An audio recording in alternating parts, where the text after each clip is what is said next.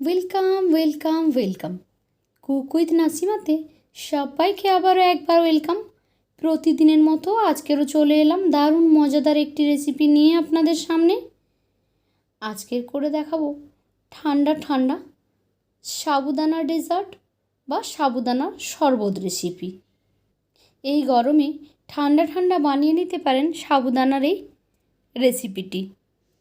খুবই সহজ রেসিপি, দেখে নিন একবার। প্রথমেই লাগবে কিছুটা বড় দানার সাবু। একটা ছোট পাওয়া যায়, সেই ছোটোটা না নেওয়াই ভালো। মিডিয়াম সাইজ বা বড় দানা যেটা ইচ্ছা সেটা নিতে পারেন। এখন এটাকে আমি 15 থেকে 20 মিনিটের জন্য ভিজিয়ে রেখে দেবো এইভাবে। তারপর গ্যাসে একটি পাত্রের মধ্যে আমি 1/2 লিটার জল চড়িয়ে দিয়েছি। তার মধ্যে দিয়ে দিলাম আমি 1/4 কাপ চিনি। চিনিটা আপনারা যে যার পছন্দ অনুযায়ী দিয়ে নেবেন, যে যেমন মিষ্টি খেতে ভালোবাসেন তেমন। আর দিয়ে দিলাম 1 চামচ আগার আগার পাউডার। অনেকেই আমাকে কমেন্ট করে জানান আগার আগার পাউডার দেওয়ার পর নাকি জেলি ভালোভাবে বসে না। আসলে আগার আগার পাউডারের কোয়ালিটির উপরে ডিপেন্ড করে অনেক কিছু। আমি যেটা ইউজ করি, দেখুন 1/2 লিটারে আমি 1 চামচ দিয়েছি, অথচ খুব সুন্দরভাবে এই জেলিটা সেট হয়ে যায়। এখন আমি গ্যাসটা জ্বেলে দিলাম। ঠান্ডা অবস্থাতেই সবগুলো কিন্তু আমি একসঙ্গে মিক্স করে নিয়েছি। এবার কিছুক্ষণ অপেক্ষা করব, যতক্ষণ না এটা ফুটতে শুরু করে ততক্ষণ পর্যন্ত। কন্টিনিউ কিন্তু নাড়াচাড়া করে যেতে হবে, না হলে নিচে বসে যেতে পারে। তো দেখুন এটা গরম হয়ে এসেছে, জাস্ট একটু ফুট এলেই কিন্তু আমরা এটাকে বন্ধ করে দেব। এখন এটা খুব ভালোভাবে ফুটতে শুরু করে দিয়েছে। এর মধ্যে জোরে যখন ফুট এসে গেছে তখন আমরা গ্যাসটাকে এবার বন্ধ করে দেব। এই যে উপরে ঝাঁকগুলো আছে, এই ঝাঁকটাকে আপনারা তুলে পরিষ্কার করে ফেলেও দিতে পারেন, থাকলেও কোনো অসুবিধে নেই।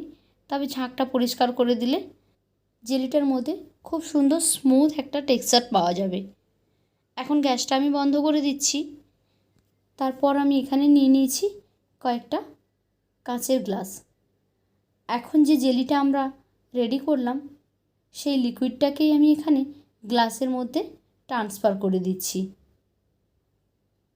আমি এখানে 3টে গ্লাসে জেলিটা ট্রান্সফার করেছি, আর তার মধ্যে দিয়ে দিচ্ছি 3 রকমের ফুড কালার। একটাই দিলাম গ্রিন, একটাই ইয়েলো, আর একটাই দিচ্ছি রেড কালার।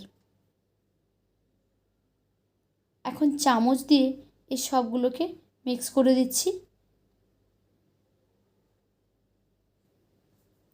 মিক্স করার পরে আধা ঘন্টা আমি এটাকে সেট হওয়ার জন্য রেখে দেব, যাতে করে জেলিটা খুব ভালোভাবে বসে যায়। দেখুন আধা ঘন্টা পরে ফিরে এলাম, জেলিটা খুব সুন্দরভাবে সেট হয়ে গেছে। এখন আমরা যে সাবুদানাটা ভিজিয়ে রেখেছিলাম সেটাকে ফুটিয়ে নেব। গ্যাসে বসিয়ে দিয়েছি আমি সাবুদানাটা। যতক্ষণ না খুব ভালোভাবে কুক হয়ে যাচ্ছে ততক্ষণ পর্যন্ত এটাকে নাড়াচাড়া করে ফোটাতে থাকব। যেহেতু সাবুদানাটা একটু বড় সাইজের, সেই জন্য একটু সময় লাগবে এটা ফুটতে। দানাগুলো খুব সুন্দরভাবে ভেসে উঠেছে উপরে, দানাগুলো ফুলতে শুরু করেছে। এখন 8-10 মিনিট সময় নিয়ে এটাকে খুব ভালোভাবে কুক করে নেব। এখন দেখুন দানাগুলো সেদ্ধ হয়ে গেছে খুব ভালোভাবে। আমি হাত দিয়ে চেপে দেখে নিয়েছি, দানাগুলো একেবারেই কুক হয়ে গেছে। এখন আমি এখানে দিয়ে দেব পরিমাণ মতো চিনি। আমি এখানে 1/4 কাপ চিনি ইউজ করছি। আপনারা আপনাদের প্রয়োজন অনুযায়ী চিনিটা দিয়ে নেবেন, যে যেভাবে মিষ্টি ভালোবাসেন ততটাই এখানে অ্যাড করবেন। চিনিটা সাবুদানার সঙ্গে মিলিয়ে নিচ্ছি। এখন এর মধ্যে আমি দিয়ে দেব স্বাদ অনুযায়ী লবণ। তবে লবণটা আপনারা স্কিপ করতে পারেন, যার পছন্দ নয় সে দেবেন না। তবে মিষ্টি জিনিসে একটু লবণ দিলে তার স্বাদটা অনেক বেশি বেড়ে যায়, যেটা আমার মনে হয়। তো তারপর এখানে আমি দিয়ে দিলাম 2 কাপ লিকুইড মিল্ক। দুধটা দেওয়ার পরে দুধ, চিনি আর সাবুদানা খুব ভালোভাবে মিলিয়ে নিচ্ছি। দেখুন খুব সুন্দর একটা টেক্সচার এসেছে।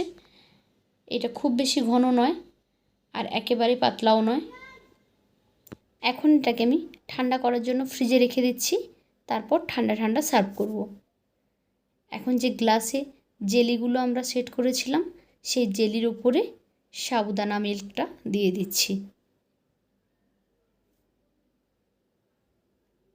তারপর একটা চামচ দিয়ে নিচে যে জেলিগুলো বসে রয়েছে ওই জেলিগুলো একটু ভেঙে দেব, সাবুদানা আর মিল্কের সঙ্গে মিলিয়ে নেব। তাতে করে দেখতেও অনেক বেশি সুন্দর লাগবে, আর যখন সাবুদানার সঙ্গে এই জেলিগুলো মুখে আসবে তখন কিন্তু দারুণ লাগবে খেতে। অবশ্যই এটাকে ঠান্ডা ঠান্ডা খেতে হবে, তবে বেশি ভালো লাগবে। গরম গরম খেলে সেই স্বাদটা কিন্তু পাওয়া যাবে না।